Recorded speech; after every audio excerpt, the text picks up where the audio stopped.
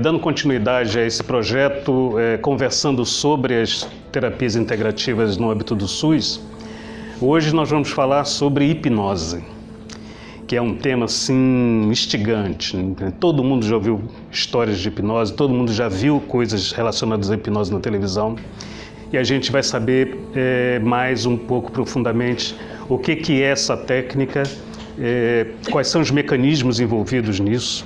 Ainda tem muito mistério, ainda tem muita coisa que a gente não sabe sobre a hipnose, sobre o mecanismo de funcionamento. Passa para mim, por favor. Bom, a hipnose é conhecida não com esse nome, claro, mas há muitos milhares de anos a gente tem registros no Antigo Egito de cirurgias feitas através da anestesia hipnótica, né? Cirurgias cerebrais, cirurgias orais, cirurgias de amputação de membros.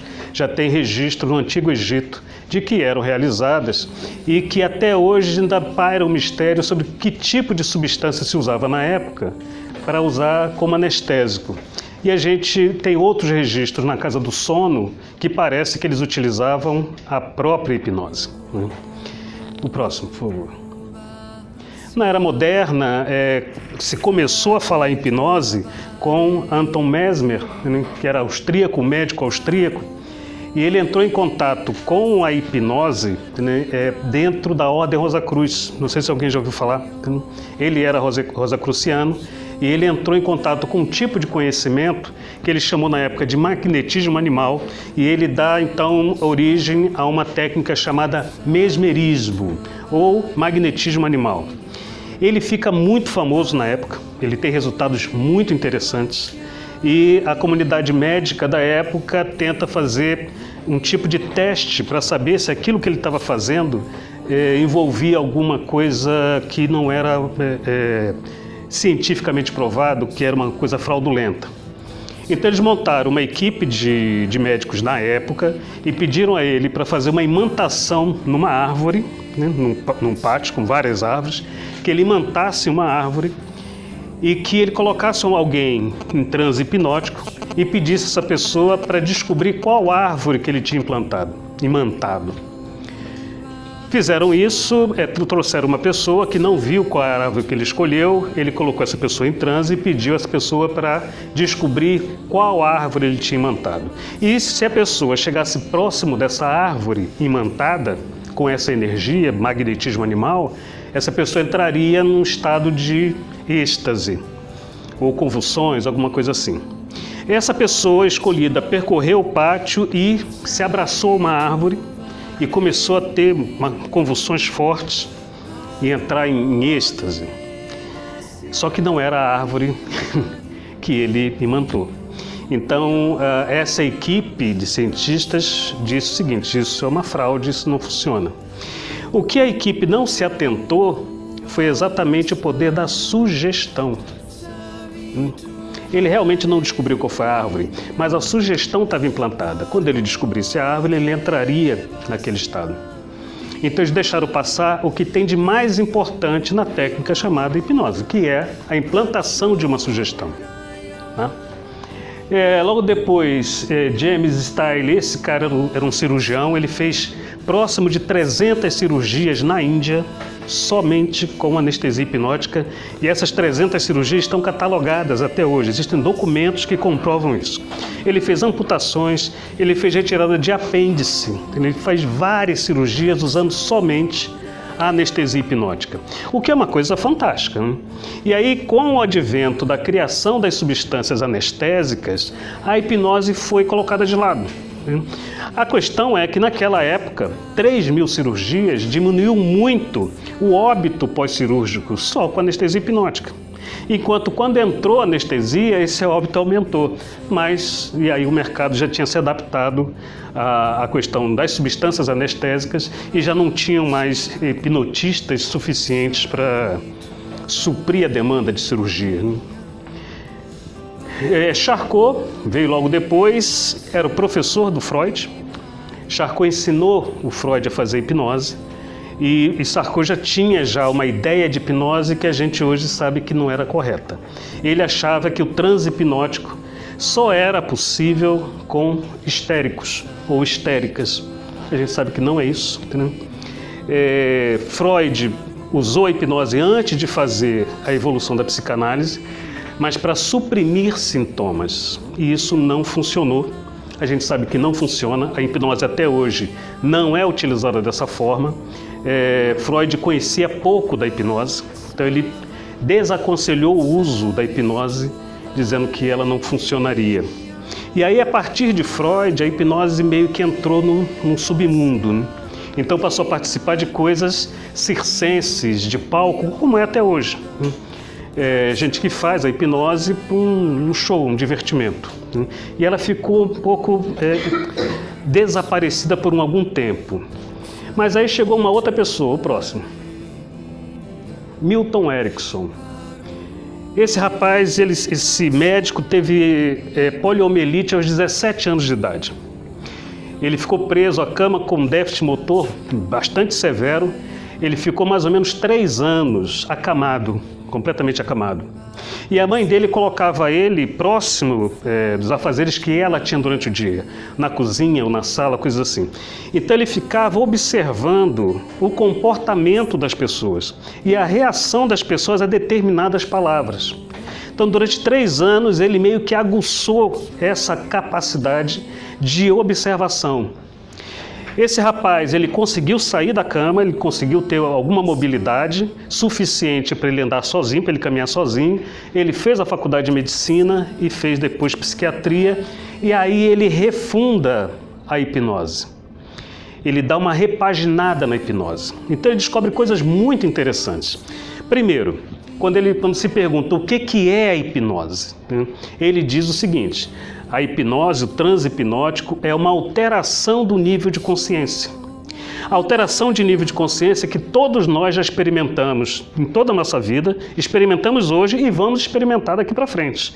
Todo mundo já teve essa experiência da alteração do nível de consciência chamado transe hipnótico, por incrível que pareça. Um exemplo. Quando você entra no elevador e aperta o 3º andar e quando você olha você está no 9º. Alguma coisa aconteceu que tirou sua atenção para o 3º andar e você foi parar no 9º. Isso é uma alteração do nível de consciência. Ou quando você está no ponto de ônibus e passa o ônibus que você quer pegar e você, quando olha, o ônibus passou. Uma alteração de consciência. Ou o mais característico, quando você está na sala de aula, aquele professor com aquela voz monótona, no verão, você lá, de repente, pum, você apaga.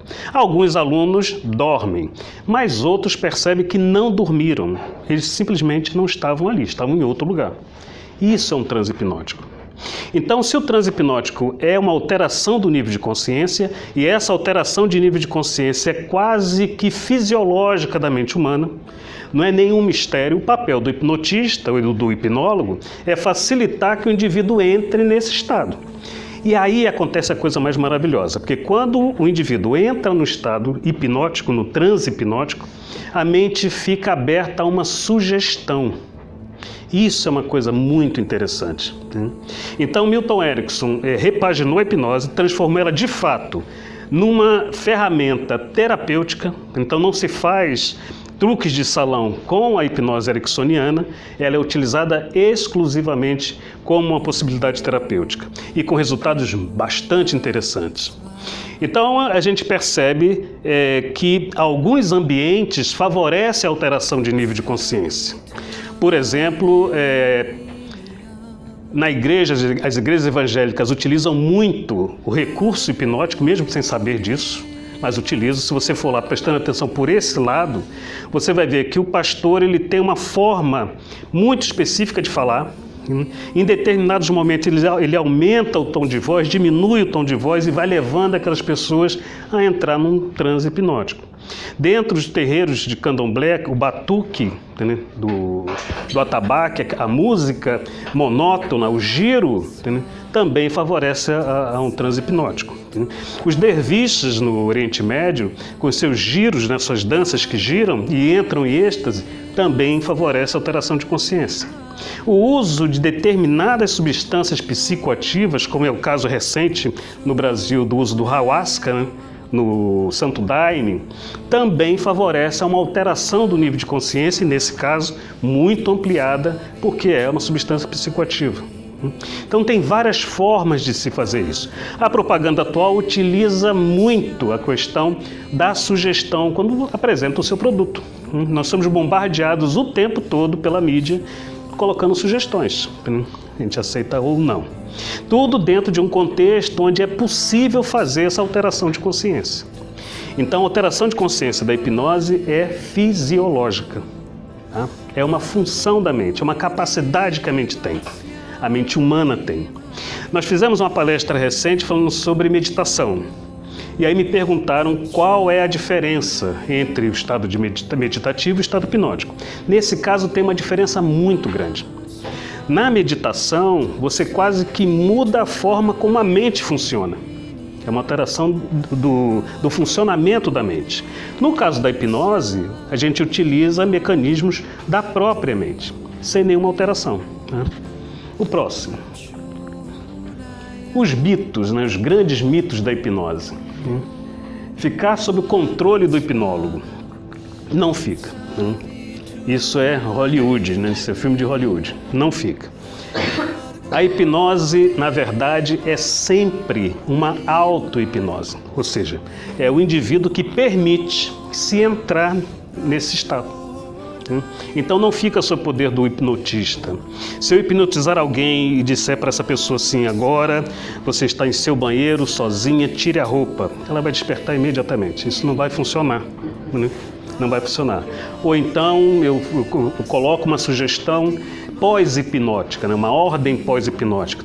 Daqui a 2 dias, quando o galo cantar, você vai matar o teu vizinho. Também não vai funcionar. Isso não é dessa maneira. Então, a sugestão hipnótica não altera a conduta moral do indivíduo, de jeito nenhum. Ele vai despertar. Então, isso não existe. Falar o que não quer, também não. E é por isso que nos Estados Unidos, isso foi uma onda grande alguns anos atrás, de se usar a hipnose em questões de crime, fazendo a regressão. E aí o pessoal descobriu depois de algum tempo que o próprio hipnólogo, quando ele colocava o indivíduo em transe hipnótico e fazia perguntas relativas àquele acontecimento, você criava uma memória. Então tinham memórias criadas e não verdadeiras. E também não era possível que você chegasse para o indivíduo em transe hipnótico e pedisse a ele para confessar o crime. Se ele não quisesse falar, ele não falaria. Então isso também não funciona dessa forma. Ficar preso ao transe, essa é uma pergunta assim, frequente, né? Eu não vou voltar mais, né? Vai voltar. Se eu colocar o indivíduo em transe hipnótico, eu vou sair da sala, daqui a 2, 3 minutos ele mesmo vai despertar, entendeu? Sem nenhum problema, entendeu? Muito pelo contrário. E a hipnose, alguma forma de religião, alguma coisa relacionada a isso, também não. Né? Ela é utilizada nas religiões, isso a gente vê. E aqui eu não estou fazendo crítica à religião nenhuma, de jeito nenhum. Estou dizendo que determinadas posturas utilizadas dentro de templos religiosos, seja de quais denominação for, favorece a alteração do nível de consciência e, portanto, a aceitação de uma sugestão dada por aquela pessoa que provocou isso. O próximo. Então tem uma lista grande de situações onde a hipnose pode ser utilizada. Na verdade, todas as situações, se tiver envolvido uma situação somática, a hipnose pode ser utilizada, com muito sucesso mesmo. Hoje ela está sendo utilizada muito fortemente para o que a gente chama de ressignificação de eventos traumáticos. Então eu fiz um atendimento recente com uma senhora com 56 anos e ela chegou chorando muito no meu consultório, onde eu utilizo hipnose, dizendo que a situação que ela passou era uma situação muito difícil. Ela conheceu uma pessoa e essa pessoa disse para ela o seguinte, que ela estava com dificuldades financeiras, ele ia voltar para o país dela, a Argentina, então o cara era um argentino, só podia ser um argentino. E ela aceitou esse indivíduo dentro da casa dela, tiveram um relacionamento. E no dia que ele foi embora, ela fez uma festa de despedida, comprou bolo, convidou todo mundo do grupo, né? E na festa ele fez o discurso, né, que ia embora, agradecendo uma outra pessoa e nem tocou no nome dela. Né? E ela assim, me chegou arrasada, chorando muito. A gente utiliza essa emoção para fazer a regressão. Regressão até um determinado limite. Quando se fala em regressão a vidas passadas, eu já ponho o pé atrás, eu tenho minhas reservas. Você pode regredir a idades anteriores e até a situação intraútero. Além disso, eu tenho minhas reservas, tenho minhas dúvidas. Usando então a emoção que ela estava trazendo, eu pedi ela para lembrar a primeira situação em que ela teve aquele sentimento de menos-valia, de desvalorização. E aí ela me conta a seguinte cena. Ela com 7 anos de idade, o pai deu um caderno novo para ela, o pai militar. Ela perdeu o caderno. E no final de semana, com a família toda reunida, o pai chama ela e fala assim: meus amigos, minha filha mentiu para mim. Ela perdeu o caderno e falou que tinha emprestado para uma coleguinha. Isso na sala, no meio de todo mundo. Então a primeira experiência de menos-valia que ela teve foi aos 7 anos, com essa situação provocada pelo pai. E ela passou o resto da vida repetindo essa situação de menos-valia. Você não acaba com a experiência está lá. Agora você pode ressignificar essa experiência. É dizer a ela, aquela memória infantil, que naquela idade a reação dela foi absolutamente normal. E que o pai provavelmente teve teve um motivo bom para fazer o que ele fez. Não foi um resultado bom, mas ele teve um motivo bom. Ou seja, você explica para aquela memória infantil que com aquela idade a reação que ela poderia ter era aquela. Mas com 56 anos, ela não precisava mais reagir daquela maneira.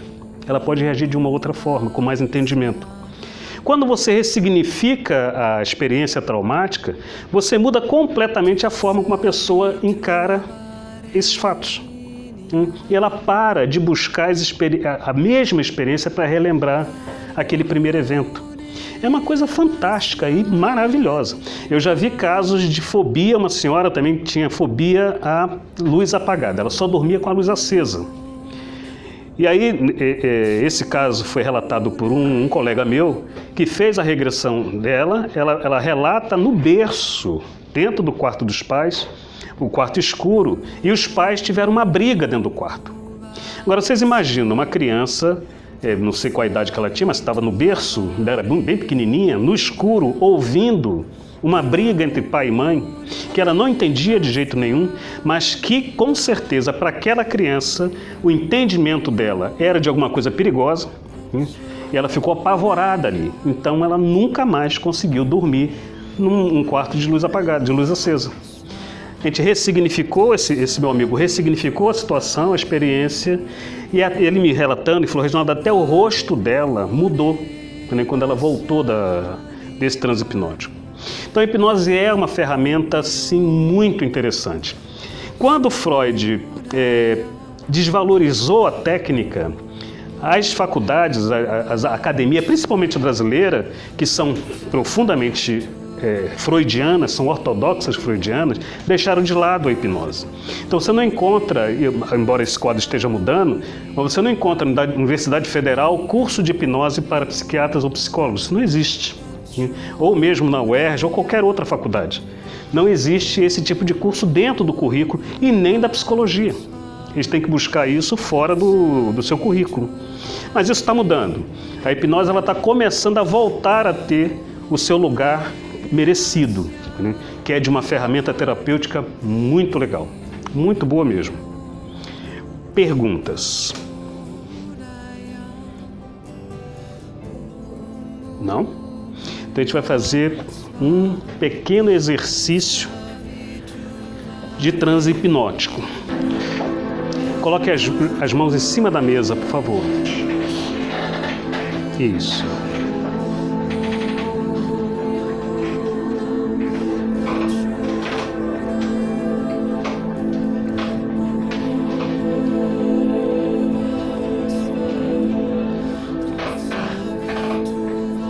Só respira.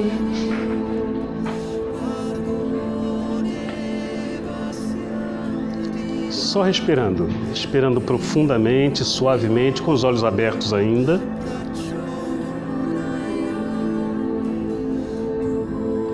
Ouvindo a música, se conectando com a música.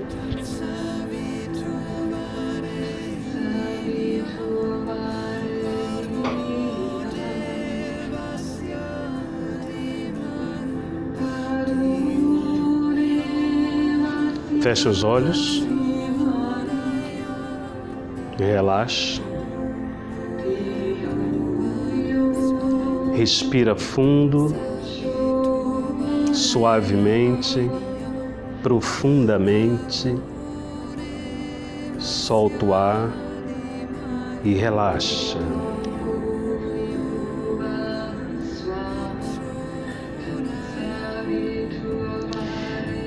Sinta os dedos do pé. Relaxe.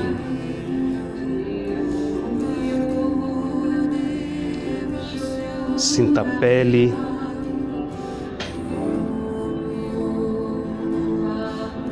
Os ossos do pé. A circulação sanguínea. Relaxe.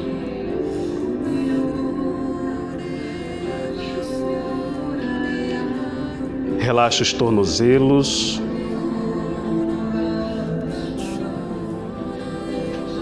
Solte a musculatura da panturrilha. Solta. Relaxa.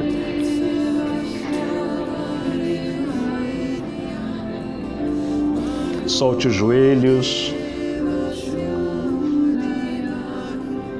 Sinta os joelhos flutuar, relaxado, solto.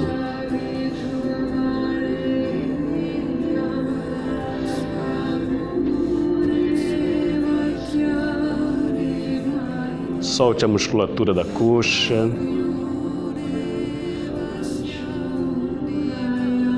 Das nádegas. Solta. Sinta o corpo afundar na cadeira, relaxado.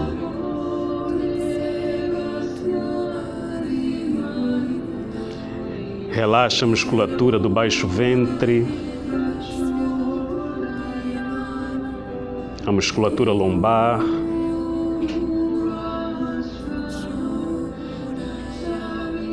o abdômen. Relaxa.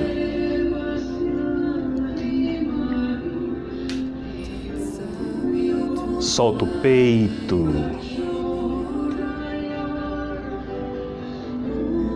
Solte os ombros.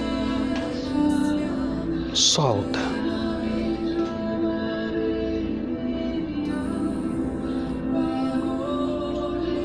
Relaxa os braços. Os cotovelos. A musculatura do antebraço, relaxa, solta.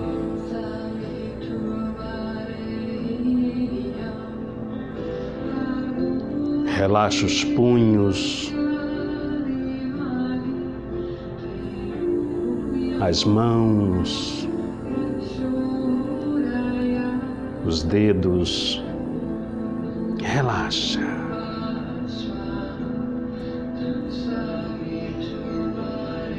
Sinta a vibração da energia na palma de sua mão.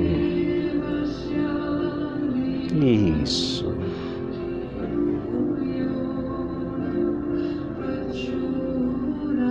Relaxa o pescoço.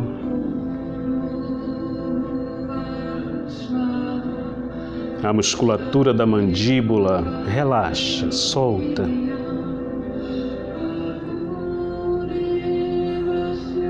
A musculatura em volta dos lábios.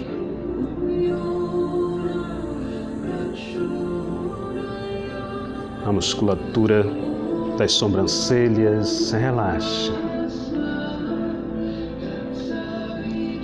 Solte a testa. Relaxe todo o couro cabeludo. Relaxe, solta. Isso.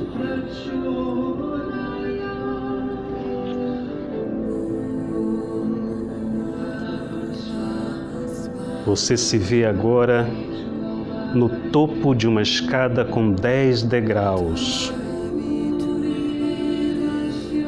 É uma escada ampla, segura, iluminada. Você desce o 10º degrau, o 9º, o 8º, o 7º e relaxa, solta. O 6º, o 5º, o 3º, o 2º, o 1º, relaxado, solto, isso.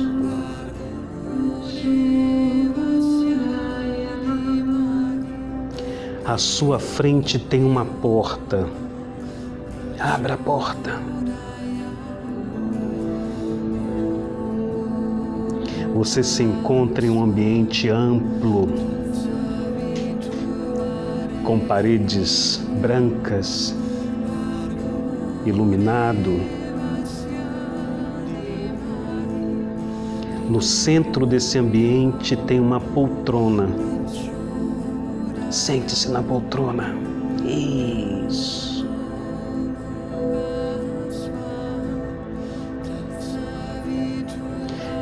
Você ouve os sons do ambiente e isso te relaxa ainda mais.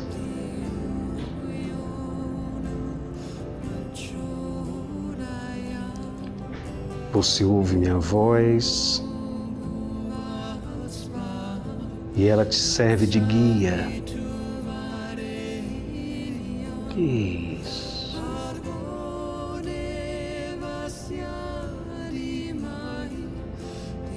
À sua frente tem uma tela de cinema. As luzes diminuem, a tela se acende e um filme começa a ser projetado.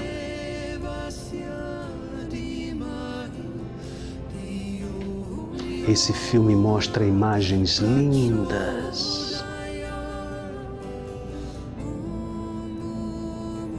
Um campo verdejante, um céu azul, árvores que balançam ao vento, pássaros que cantam alegres, um rio de águas cristalinas,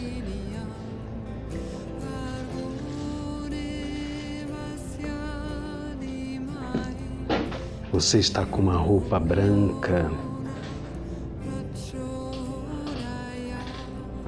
que reflete os raios do sol.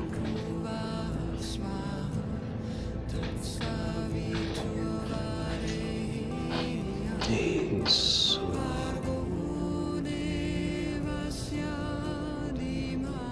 Caminhe nesse campo verdejante.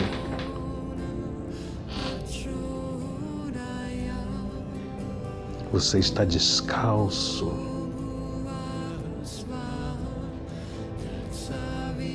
Sentindo a grama morna em seus pés. Caminhe.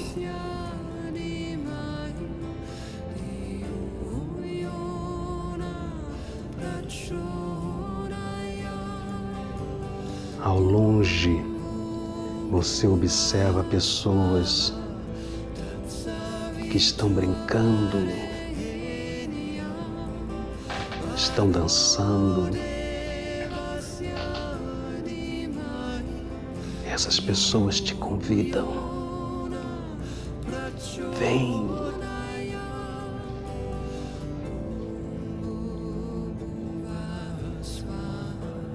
Você se aproxima do grupo. É um grupo de amigos que cantam, que brincam, estão alegres.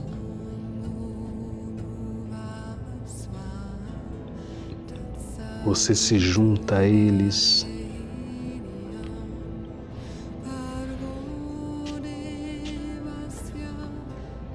e sente essa felicidade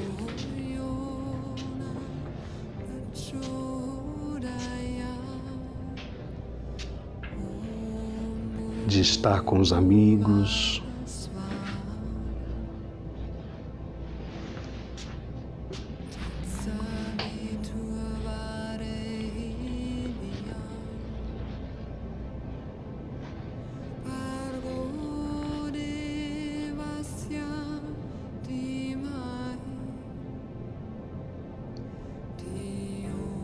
você caminha de volta,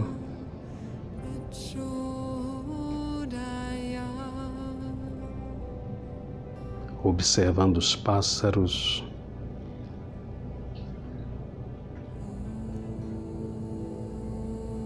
o campo verdejante, as árvores que balançam ao vento.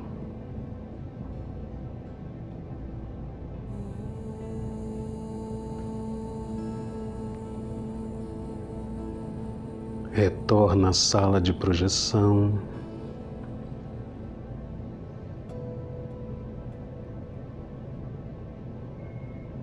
Tranquila,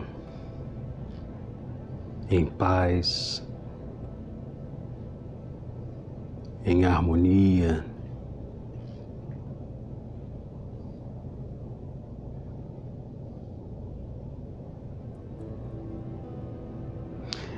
Você vai retornar a esse ambiente, trazendo esses sentimentos: paz, amor, harmonia.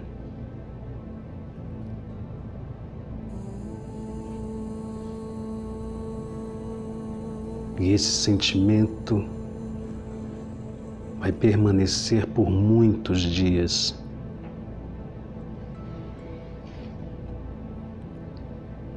Você vai retornar a esse ambiente ao seu tempo, à sua hora, suavemente.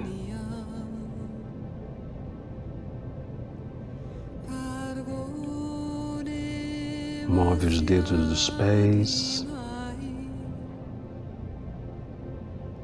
os dedos das mãos,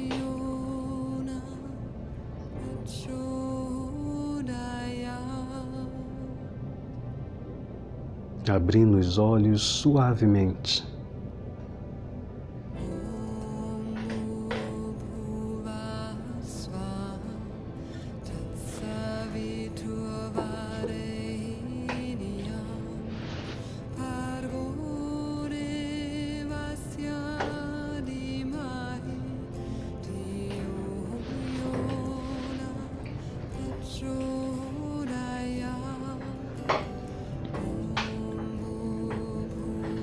Não, esse é um exemplo de uma indução muito simples, né, que a gente fez em pouco tempo, mas, algumas pessoas mergulharam um pouco mais, outras ficaram ainda na superfície, mas alguns mergulharam um pouco mais.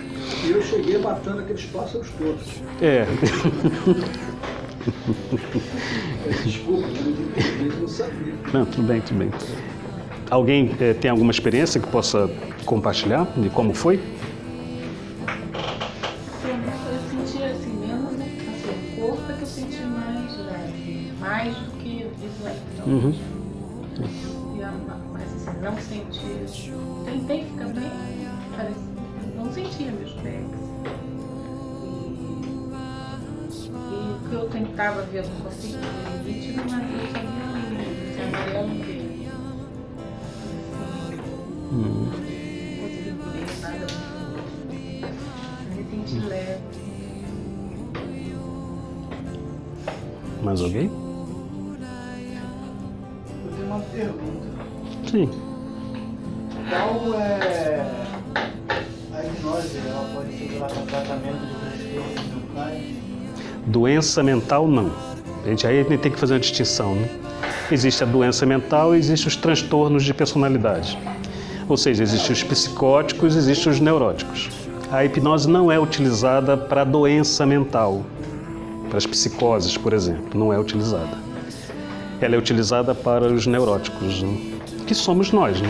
Somos todos nós aqui, até que prove o contrário, né? Eu sou muito bom. É um psicótico. Esse é um dos principais. Mas ela pode ser usada de muitas formas. A cada indução que a gente faz, você aprofunda o transe. Então, se fosse um atendimento, esse seria mais ou menos a primeira reação mesmo, né? Na segunda sessão, o indivíduo entra um pouquinho mais, na terceira mais e mais, até entrar num estado assim que, semana passada eu tenho uma cliente que ela sempre me relatou, né, quando termina, falei, como é que foi? Ela, eu acompanho tudo que você fala, tudo. Eu vejo as cenas, né? Mas na última sessão, ela falou, Reginaldo, o que você fez? Porque quando eu falei assim, abre os olhos, ela falou, você falou, fecha os olhos, e você falou, abre os olhos. Eu não vi absolutamente nada. Ela entrou num estado bem profundo de transe hipnótico. E é nesse estado que você consegue fazer ou a mudança, a ressignificação do evento traumático, ou então a implantação de uma sugestão. Aí vocês vão me perguntar, mas não, que sugestão é essa? Um exemplo, aprender uma língua estrangeira. Por incrível que pareça, a hipnose favorece isso, porque retém a informação e melhora a memória. Então eu posso dar essa sugestão, entendeu? O cara tem um bloqueio e não consegue estudar inglês. Eu posso dar essa sugestão, de que o aprendizado do inglês é uma coisa divertida, é fácil, e ele vai seguir essa sugestão. Ou então, prova para concurso, entendeu? Também é muito interessante utilizar essa ferramenta. Você tira a expectativa, tira a ansiedade e o indivíduo vai mais calmo para fazer a prova. Geralmente, quem estuda muito e tem um resultado ruim na questão de um concurso público é porque a ansiedade não deixou que ele lembrasse a matéria que ele sabe. Então, a hipnose ela pode favorecer isso também. Fala. Eu cheguei agora, infelizmente não peguei o início, mas pelo que você está falando, primeiro, você fala de usar a hipnose, quer dizer, para superar traumas, questões, né? Dificuldades. Sim. Mas isso pode ser estendido no sentido de desenvolver um trabalho com um determinado cliente que seja semelhante ou equivalente à psicoterapia e tal? Não, são coisas muito diferentes, né? O método psicoterápico é completamente diferente. Não, certamente, desculpe te interromper, certamente o método é sim. Do ponto de vista dos resultados, objetivos, ou seria apenas para questões muito específicas, como você exemplificou, a dificuldade de estudar inglês, o medo de concurso público, alguma coisa específica. Sim, hoje a hipnose ela é utilizada muito para questões muito específicas. Focal. Né? Também pode ser utilizada como um método terapêutico. Também é possível. Né? Mas ela é muito mais voltada para tópicos assim, bem específicos. Como eu citei, né? Aprendizado de uma língua, fobias, então, fobia é maravilhoso, você tira... Mas tem, né, esse papel na questão da síndrome do pânico, que Síndrome é tão do popular pânico, aí sim, hoje sim. em dia, porque Na verdade, síndrome do pânico não existe, é uma doença inventada pelo laboratório para vender remédios, eu né? estava querendo falar assim, é que a gente Síndrome do pânico é um transtorno de ansiedade descrito por Freud, isso há mais de 100 anos atrás, né? Então não é nenhuma coisa nova. E geralmente é um trauma, né? Que assim, geralmente não, tem alguma questão. É um transtorno de ansiedade. O cara entra num estado de ansiedade tão grande que ele acha que vai morrer. A sensação é de morte mesmo. E aí, cara, situações de ansiedade com hipnose você trata, mas muito rápido. Muito rápido. Fobias em geral. Né? Dependência química está sendo muito utilizado.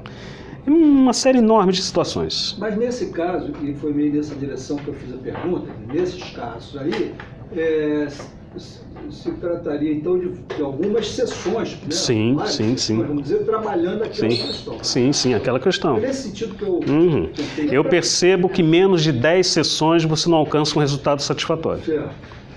E o profissional? Qual a formação que esse profissional deve ter? A legislação brasileira coloca a hipnose como uma atividade de exercício livre.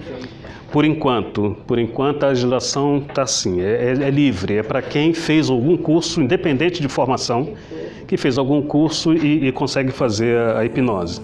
E aí você vê muito, isso tem muito no YouTube, são pessoas que fazem esses truques que eu mencionei, truques de salão, não enveredam por uma questão mais séria, embora tenha gente fazendo isso e muito bem. No YouTube você encontra algumas pessoas que estão fazendo isso e muito bem mesmo. Tem os relatos muito legais. Regulamentação? Não tem regulamentação, não tem. É exercício livre. É o que a legislação diz. Por não ter regulamentação nesse caso, é exercício livre, tá? Entendi.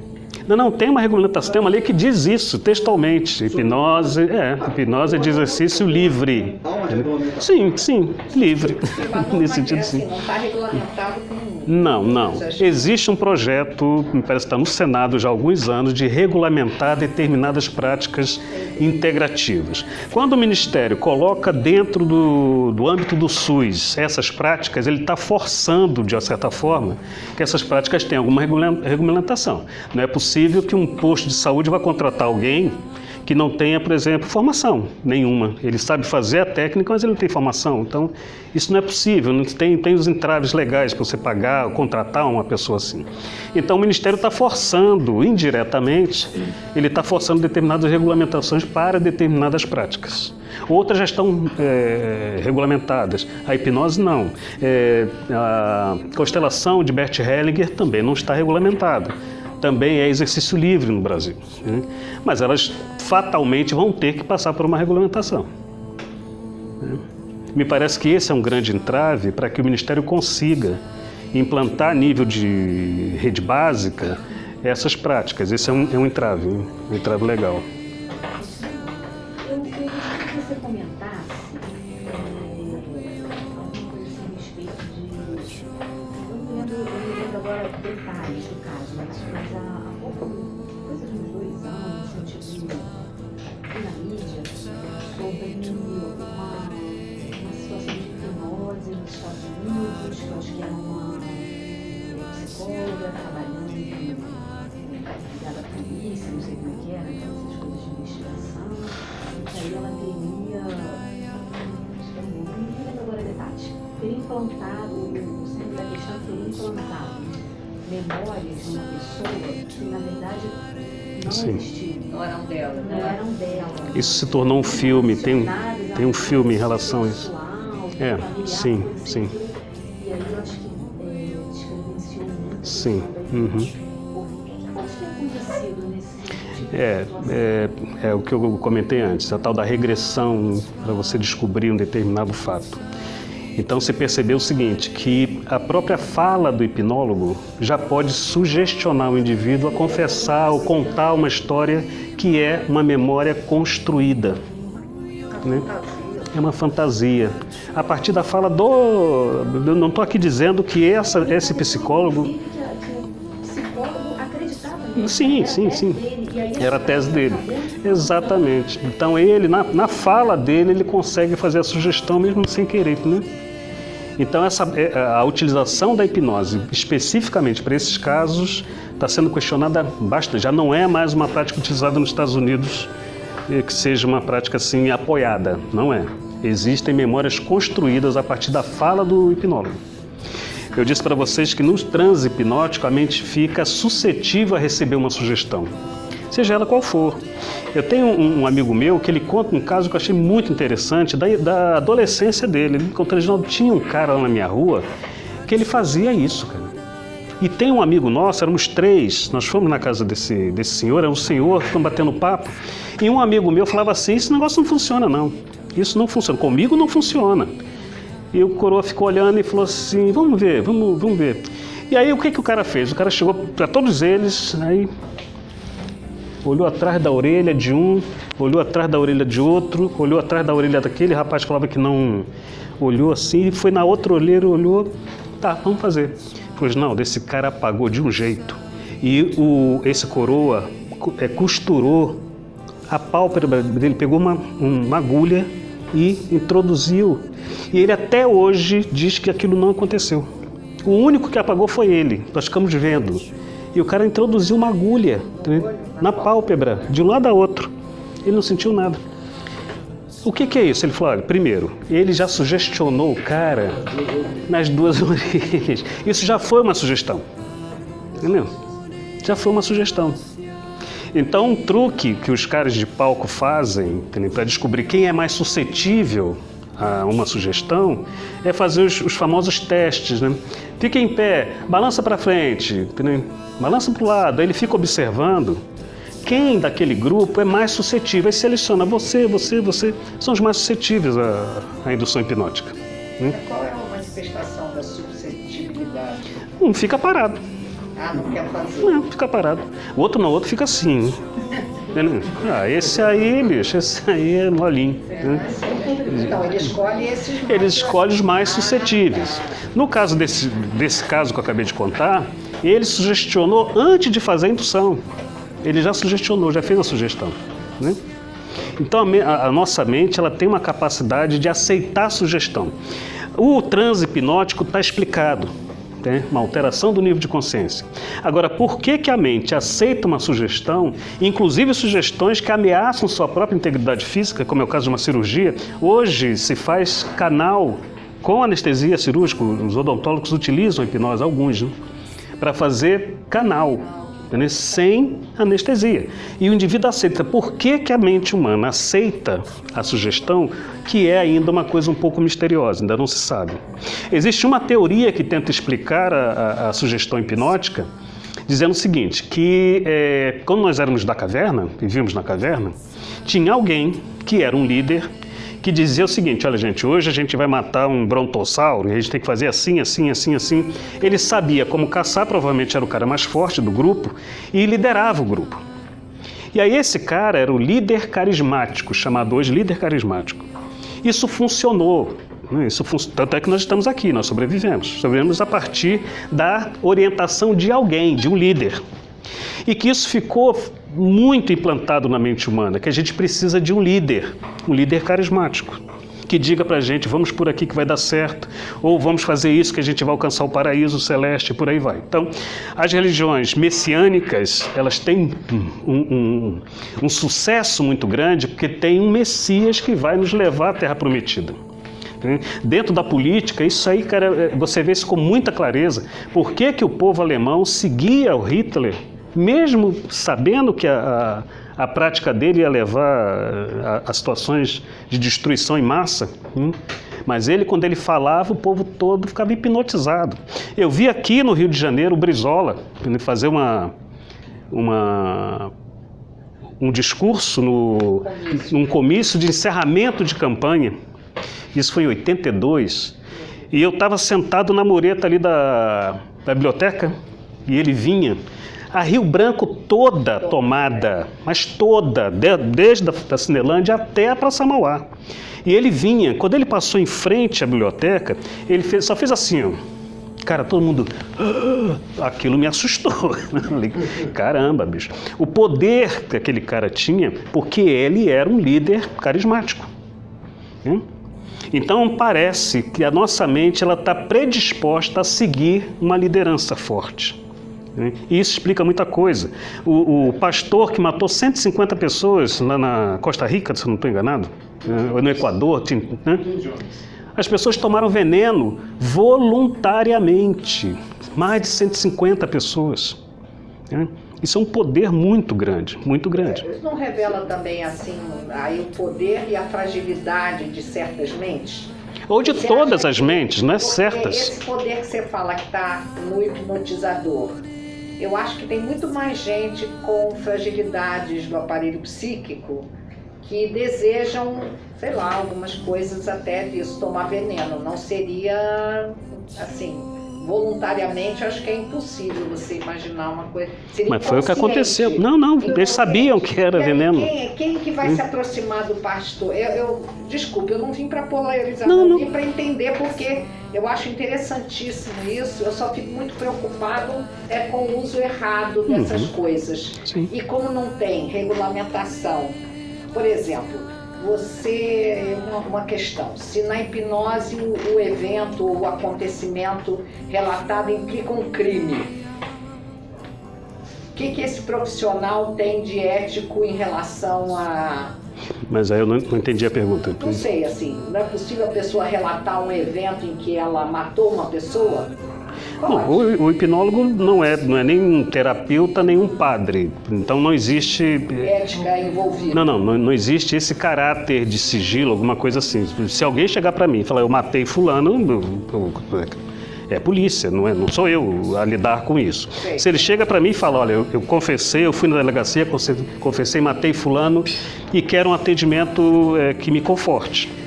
Sim, Não, sim. sim, posso Ao atender. contrário, assim, ele não contou para ninguém e aquilo está produzindo situações críticas. Estou falando uma situação Não, sim, hipotética. que pode acontecer. Pode acontecer. Eu, sinceramente, eu nunca me deparei com uma situação crítica dessa forma. Eu já me deparei com determinadas situações assim. O cara chegar para mim, não no transe hipnótico, mas me procurou porque estava em sofrimento psíquico. E uma das questões é que ele tinha comprado um diploma. Também exercício legal Sim, de profissão. ele tinha comprado um diploma. Então, uma Você questão se ética. compara com esse cara. Sim. Não era um diploma de segundo grau. Entendeu? Em todo caso, ele tinha cometido um ilícito, né? E aquele ilícito Já que é isso que eu imagino. criava um sofrimento. Né? E você A só gente vai lidar. atendeu, lógico. Sim, só atendi. E a gente vai lidar, porque é meu paciente, inclusive, hoje. Né? E a gente vai lidar com isso. A gente vai ver como é que a gente vai fazer. Né? Tem situações que são situações muito dolorosas e que você tem que ter a sensibilidade de não invadir. Né? Tem situações extremamente dolorosas. Então, você deixa. Então, no atendimento, eu tenho 30 anos de atendimento com saúde mental. Eu trabalho com psiquiatria há 30 anos. Então, Você é psiquiatra. não, eu sou enfermeiro psiquiatra. Né? Tem uma experiência Então, enorme. assim, minha vida inteira eu convivi com o sofrimento mental. Né? E sei os limites, meus limites, e sei até onde você pode ir. O papel do terapeuta, seja ele qual for, é de fazer com que o indivíduo fique mais forte para ver o que ele não quer ver. Né? Então não é papel do terapeuta chegar, botar o indivíduo num transe hipnótico e revelar para ele, o indivíduo, uma coisa que ele não quer ver, porque ele botou lá para não ver mesmo. Né? Não é bem assim. Então tem que se ter muito cuidado, tem que ter muito respeito, tem que ter muita sensibilidade para ir lentamente levando o indivíduo a ver aquela questão que ele colocou lá embaixo que ele não quer ver. Aí isso aparece em nível consciente depois, se você não Aparece em mexer lá? nível consciente como sintoma. Né? Sintoma autodestrutivo, uso de drogas, destruir a vida toda, depressão, gente que conseguiu. Eu tenho um outro caso de um rapaz que ele perdeu R$2 milhões na Bolsa de Valores. E aí quando ele perdeu R$2 milhões, ele perdeu a casa, perdeu a mulher, perdeu tudo, ficou sem nada. E aí eu perguntei a ele, mas como foi isso, cara? Ele, não, eu coloquei na bolsa de valores. Eu falei, tá, mas você conhece a Bolsa de Valores? Não. Você pediu orientação a alguém que conhecia a Bolsa de Valores? Não. Eu falei, então você não perdeu R$2 milhões. Você jogou fora R$2 milhões. Então a gente vai ver por que você jogou fora R$2 milhões. Quase um suicídio. Sim, é um comportamento destrutivo. né? E a gente descobriu por quê. Numa situação muito pesada, mas muito pesada, né? Então tem que ir muito lentamente, né? Você diz que vocês descobriram então através da terapia hipnótica. Também. Aí eu utilizo outras ferramentas. Por exemplo, a constelação familiar de Bert Hellinger, né? Que aí nesse caso foi a ferramenta. Ela é muito... eu vou fazer uma... A gente vai falar sobre isso. Vai fazer uma palestra? Sim. Muito recente, é uma terapia muito recente, mas assim, considerada hoje revolucionária, fantástica. Mas em todo caso, nós temos comportamentos que são ditados pelo nosso inconsciente. Não tem jeito, não tem jeito. É o que está tudo lá dentro que nos carrega para ter determinados comportamentos. Então, um comportamento como ele teve, um comportamento destrutivo, ele acabou com a vida dele, né? Quando perdeu R$2 milhões. Entendeu? Acabou com a vida e nós descobrimos, nós vimos o porquê disso. E eram... Eu tinha falado com ele que 15 e 25 ia ter que sair. Ok. Valeu, depois a gente troca a ideia, tá? E eram questões ligadas à infância dele, né? Então isso é muito comum. Esse indivíduo que comprou um diploma, ele tem um cargo bem alto na empresa que ele trabalha. Também é uma coisa. Então você imagina o sofrimento, né? imagina o sofrimento dele. Então, não sei se nessa linha que ele perguntou, sim, a hipnose pode ser uma ferramenta, mas uma terapia psicoterápica bem conduzida também faz isso, também, né? sem dúvida nenhuma. Sem dúvida, né? Só que não leva nem uma sessão, nem 10, às vezes leva 10 anos. Eu tenho uma conhecida que ficou 17 anos em terapia. Em terapia, né? Mas exatamente nesse sentido, eu já fiz terapia, já parei recentemente. Quer dizer, me dá a impressão de que a psicoterapia, ela tem um problema, ela é extremamente importante, claro, mas ela tem um problema que é exatamente essa longevidade do tratamento, né? Quer dizer, e uma certa falta de objetividade. Estou falando da psicoterapia mais analítica, né? mais analítica, mais tradicional. E me dá a impressão de que esse tipo de abordagem ele tem um caráter mais objetivo, né? Mais comportamental. E é o que está sendo utilizado no mundo inteiro. Né? Na Europa, Estados Unidos, já não se faz mais psicanálise. Né? Mas está contado como uma terapia em base comportamental? Sim. Perdão, você falou que na Europa, Estados Unidos não se faz mais psicanálise? A psicanálise já está sendo colocada de lado exatamente por causa dessa longevidade, né? Muito tempo fazendo terapia. Então, hoje, as terapias cognitivas comportamentais, elas têm um efeito relativamente rápido, né? Claro que você não vai sair de 1 a 2 sessões de hipnose com o seu problema resolvido, né? Não é bem assim. Mas essas terapias, elas conseguem ter uma efetividade num tempo bem mais curto. Eu citei essa colega que ficou 17 anos fazendo psicoterapia. Ela me disse que ela não tem arrependimento, não tem. Ela falou, mas eu quando olho para trás, eu percebo que a minha terapeuta podia ter me dado uns toques, né? Podia ter intervido em determinadas situações, né? Porque ela tinha o conhecimento para isso. E ela ficou quieta porque é o método psicanalítico. Hoje, as terapias comportamentais, o terapeuta tem um papel muito mais ativo nessa relação terapêutica, terapeuta e cliente. Já não é mais esse afastamento, né? Eu fiz uma das formações que eu fiz em Core Energetics. Core Energética é uma terapia corporal, né? Ela foi criada por Jorge Pierracos, John Pierracos e o Alexander Loyo, dois alunos de Reich. Sim, é reichiano, é corporal, né? E aí eu fui fazer a formação lá em São Paulo. No primeiro dia da formação, e aí a gente fazia a terapia junto, né, da formação, a terapeuta, a gente numa roda grande, a terapeuta falou, chegou e falou assim, mas eu quero conversar com o Reginaldo. Aí ele começou a falar, carne nova. Falei, alguma coisa vai acontecer, mas ela me puxou, senta aqui, Reginaldo. Aí puxou uma cadeira do lado dela, ela sentou, pegou na minha mão, dando sua mãozinha, aqui assim, sentado, pegou a minha mão e falou assim, Reginaldo, me conta. Eu falei, contar o quê? Me conta a tua vida. Aí conversando, ela segurando minha mão, conversando com ela e falando. Isso, mas na roda. Na roda, né? Falando. Teve uma hora que eu olho para ela e ela estava chorando. Eu falei, essa mulher tá me sacaneando. Você tá doida, né? Teve uma hora que ela falou assim, não, peraí, Reginaldo, peraí.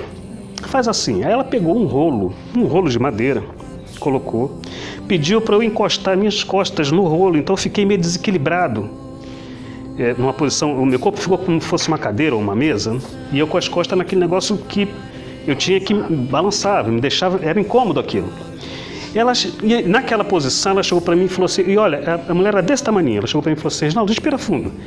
Eu fui respirando fundo, ela pegou a mão dela e falou assim, agora solta. Quando eu soltei a respiração, ela apertou. Olha, saiu um grito da minha garganta que eu não sabia de onde saía aquilo. Não era minha voz.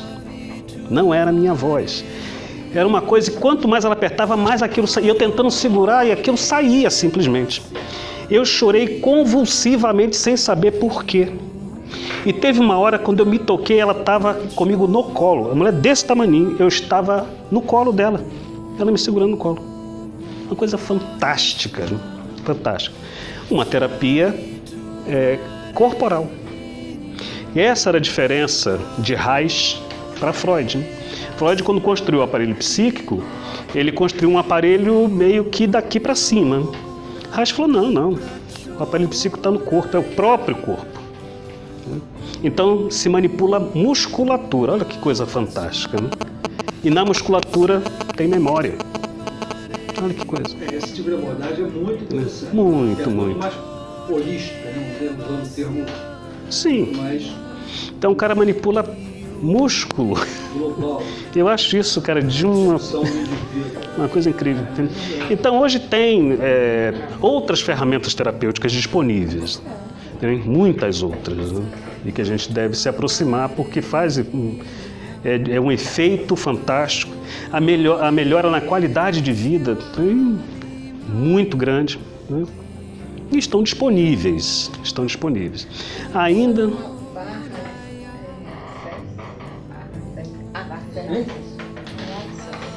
não. Barra de aço? É uma terapia relativamente recente, Sim. que está chegando, né, nos Estados Unidos, e tá uma febre assim agora, né? Eu não conheço. Barra de Access. Mas access no sentido de acesso? São 33 pontos na cabeça, né? Que podem ser tocados, manipulados, estimulados. Não, 33 o quê? Desculpa. Ponto. Quase um reiki, sei lá. Essas questões das doenças nervosas, né? Então, Sim. Eu não sei. são da medicina chinesa. Isso há mais de, 5 mil anos, né? E a medicina psicossomática, ela engloba tudo isso, né? Agora, eu não acho assim, quer dizer, não acho. Infelizmente, eu não consegui ver um aspecto assim. Essa medicina cognitiva comportamental é uma forma de hipnose, né? Você tenta focar, desviar a mente, pelo menos assim, os que eu tive de informação, quer dizer, não conheço bem, mas é como se você pudesse, vamos dizer assim, que nem a meditação, você bloqueia a mente de receber impulsos nervosos, assim, dolorosos do corpo ou da alma, entendeu? Acho que é uma questão de usar o poder da mente, que ali existe, né? De sugestão, de uma série de coisas. Acho que aí depende da ferramenta que você usa. A terapia é forçar você mesmo a chegar naquele ponto. Eu também discuto um pouco o aspecto terapêutico da terapia freudiana, né? Acho que como autoconhecimento é muito interessante, mas terapeuticamente eu acho que tem Não, só um comentário para encerrar. Tem um filme na Netflix que eu aconselho quem gosta do assunto, né? É Técnica Perigosa. É o relacionamento entre Jung e Freud. Fantástico. Método perigoso, sim. Eu já vi, Fantástico. é muito bom. Mas aí mostra o início da psicanálise com dois gênios, né, da área, onde o Freud trata, na verdade, faz um tratamento com o Jung. Então, assim, a psicanálise ela já teve o seu ponto alto, que foi Freud que trouxe o inconsciente para a gente, né? Foi Freud Conhecimento totalmente do inconsciente, inovador, né? Só estou dizendo que hoje as coisas estão um pouco mudadas, o mundo mudou, né? A gente não tem mais esse tempo disponível, existe uma pressa no nosso mundo atual de conhecer coisas, de aprender coisas e de resolver coisas, né? E surgiram, do último século para cá, outras técnicas, né? Técnicas assim que vale a pena conhecer. O core energético é muito pouco conhecido no Brasil, a constelação familiar de Bert Hellinger é uma coisa fantástica, eu vou falar sobre ela, é maravilhosa, maravilhosa, que é usada na Alemanha, nas escolas, nas fábricas, nos fóruns, né? Hoje está sendo usada aqui no fórum aqui do Rio de Janeiro, já tem sessões de constelação de Bert Hellinger nas varas de família para resolução de conflitos, é uma coisa maravilhosa e com resultados mais rápidos, né?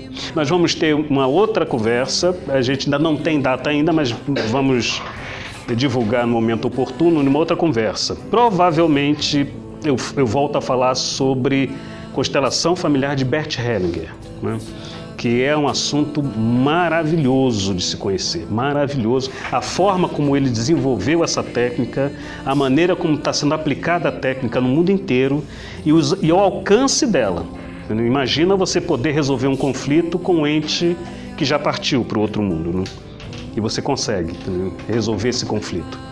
Então, experiências assim de um filho que antes dele ter essa possibilidade, o pai faleceu e ele não conseguiu resolver a sua pendenga com o pai. Okay? E você consegue fazer isso na constelação familiar, né?